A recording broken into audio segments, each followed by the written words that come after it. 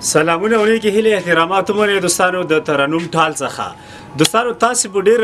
حیران شوي چې نن موږ څنګه لایو راغلی یو هم د ترنم په ټال کې دوستانو تاسو به ډیر څه لیدلی خو د هنر په برخه کې نن په افغانستان کې ټون په ننګرهار ولایت کې بیا هغه ځوان چې تاسو به د دې چینل څخه د ترنم اوریدلې وي بار بار به تاسو د ترنم اوریدلې وي आवाज به مخ شوی وي چون چې هغه سړی څوک دی هغه هم ماسل خان ماسل دی چې دغه هنر د کړه دی چې تاسو ګورئ د کیمرې په مخ باندې دوستانو دا یو داسې هنر د کړه په خپل مسلک کې د نجارۍ په مسلک کې د داسې یو هنر کشف کړي یا مطلب د زیاته خواري کړي دا یو د یو ماسل د پاره د پانتون څخه فارغيږي هغه ماسل انجینر دی د انجینرۍ په هنځي ماسل دی د نقشه راوړی و دوستانو بیا دغه نجار چې کوم دی ماسل خان دغه دور ته په د لرګي شکل کې جوړ کړه نو دوستانو دا لا تکمیل شوی هم نه دا کور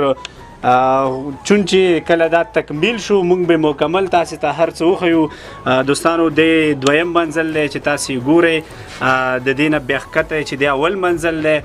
نو لا پره نه دی دا کور چې کله دا کور مکمل پره شو دوستانو موږ به تاسو سره پره ویډیو شریکوو او دا ویډیو موږ پره کوو چې مطلب دا ماسل خان به هم په دې کې وغږوو چې ماسل خان کوم داسې هنر کړی دی چې آیا دی نورې وړتیاوې لري نه لري خو نورو ویډیو کې به دوستانو سره پره معلومات شیر کړو لیدونکو کومه ویډیو چې مونږ سهار نه دا تعقیب کړی و نو هغه کور چې مونږ تاسو ته ښودلی و هغه دغه دوستانو د کارونه چې کوم دي دا ټول تکمیل شوي دي د دې په اساس چې دا چا جوړ کړی دی هغه سړی خو ما سهار تاسو ته ویلي مو مونږ ویډیو کې مخکې دا خبره تشریح کړې وه نو دا ماسل خان به اوس مونږ راوغواړو چې د په کوم اساس دا کور جوړ کړی دی د دغه انګازه د کوم ځینو دا سٹارټ شو دا سره کوم د جوړ کو د خپل هنر دي ځکه لیدونکو ته وړاندې کو دغه د کیمرې په مخ باندې ټول خلک ګوري ماسل خان لومړی خو د تخراغلاس وایم د تا دغه کوم هنر چې تا کړی دی په خپل مسلک کې په نجارۍ کې دا راته ووایي چې ماسل خان تاسې د دې فکر سوچ انګازه کوم ځینه پیدا شو دا څنګه جوړ کړو د دې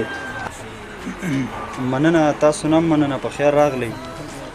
خوشحاله اوسئ دا خو د دې سټارټ خو موږ داسې وکړو چې زموږ یو ملګری و انجینر صاحب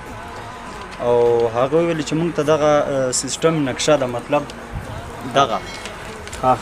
دا محترمه چې په دې نقشې باندې موږ ته تاسو دغسې یو تعمیر او جوړ کړئ مطلب لیدونکو دا تاسو ګورئ دا یو انجینر په لاس باندې نقشه اچولې ده په ورقه باندې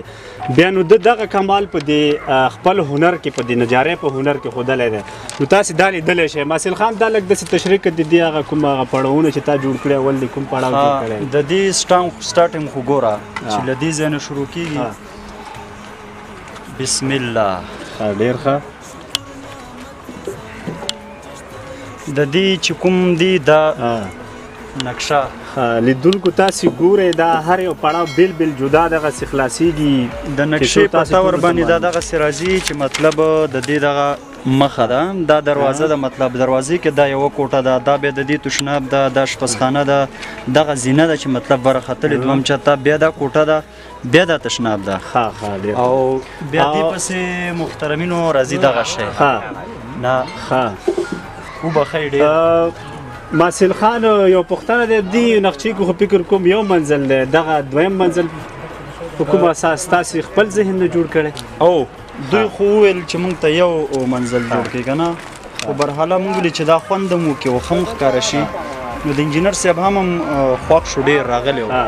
نو هغه ویلي چې یاره دغه شی زما هم ډېر خوښ شو خو دا ګټه بیا تا وکړه مې هغه څنګه دغسې په دې کې ورته دې کې م خپل اتاقونه په لاندې سیسټم دی خیال ده دې کې مطلب پاسه دغه زینه شوه دلته د لاندې چت نه دا سړی راخیجه